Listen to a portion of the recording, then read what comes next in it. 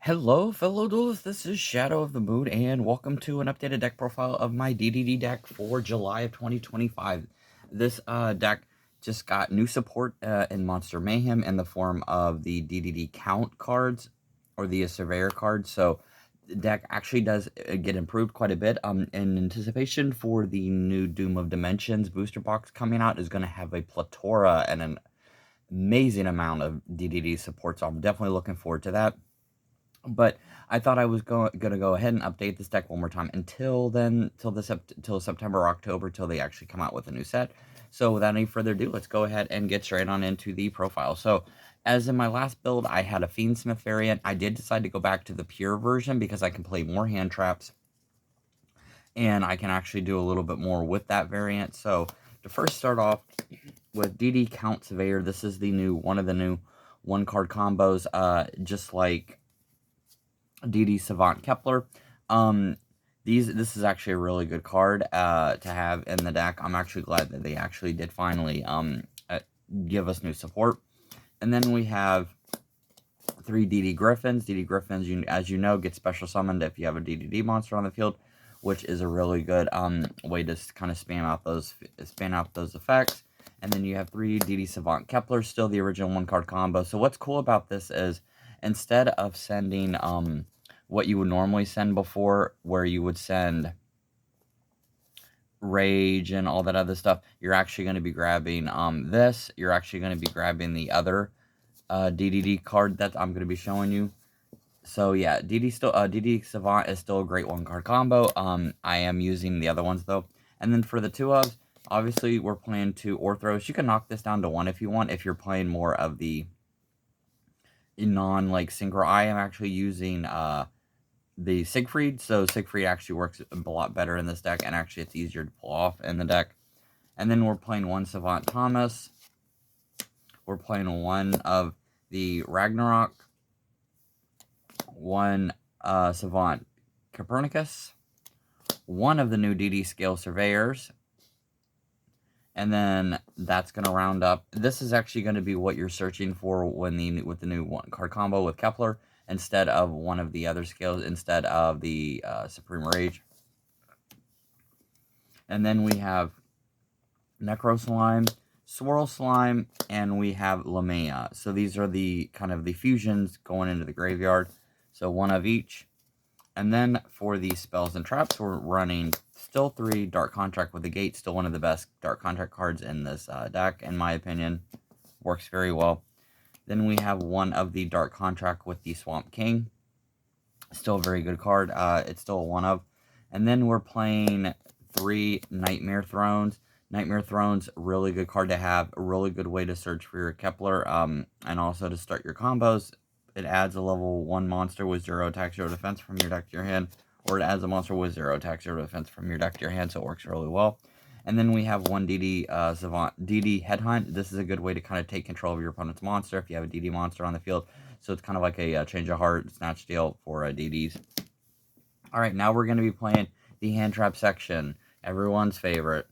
3 Ash, 3 Ghost Stone. Now keep in mind, you don't have to use some of these if you want Imperm, if you want to use Droll, if you want to use Mulcharmy. Those are completely optional. The hand trap sections are always optional because I admit I can't always afford to throw in Imperms and Ashes and stuff in every single deck that I play. Also, I have a plethora of other hand traps, so I just tend to use those.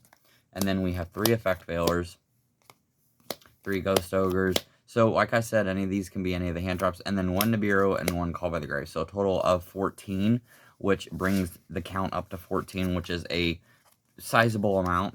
Most decks nowadays play like anywhere from like 15 to 20 and even more, but you know, unfortunately we can't, because you do have to be able to make sure that you have space for actual engine cards. Alright, so that's going to be it for the main deck. Now we're going to move on to the extra deck. So 3 DD Abyss King Gilgamesh, one of the best cards in the deck. This allows you to set your pendulum scales. This allows you to do a plethora number of things, which is really good. I love DD's Gilgamesh. And then 2 Deuce King Machinex. This is a really good card because you can actually just overlay this for the Deuce King, and it actually really works well. Also has the ability to take control of your opponent's cards when they activate their effects. And then we're playing 2 King Genghis and 1 High King Genghis. This is in here strictly for the, to be able to get and turbo this guy out, because this guy does have like an Omni Negate. If you overlay 2 level 6s, ergo you overlay these 2. So it's actually not that hard to get that out. And then we're playing 1 Wave King and 1 High Wave King Caesar. The only time that Wave King Caesar deserves to be in a deck that is not Fiendsmith is this deck. And it's just really unfortunate because now with the new support coming out in September and October, I do feel like this card is going to end up getting banned.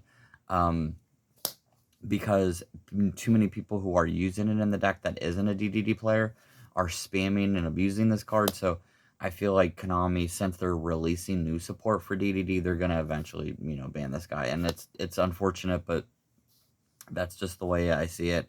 But yeah, I wish it wouldn't be like that, but it's probably going to. And then we have DD Marksman King Tail, really good effect to be able to get a DD monster to your graveyard, and also at the cost you just lose 1,000 life points, but you can burn your opponent for 1,000. The only synchro monster in this deck, a DD Cursed King Siegfried. Siegfried is really good. It's also a negate, which helps the deck out tremendously.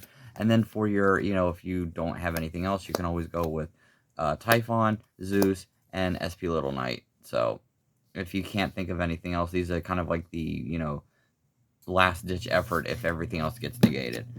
Alright, so that's going to be it for this deck profile. I hope you enjoyed it. This deck is a lot of fun, and yes, this deck, if you are very good at piloting it, you do not have to have a master's in, philosophy, a master's in psychology. You don't have to have, like, incredible, thinking skills to be able to pilot this deck. But it does require some strategy. You have to know what you're doing.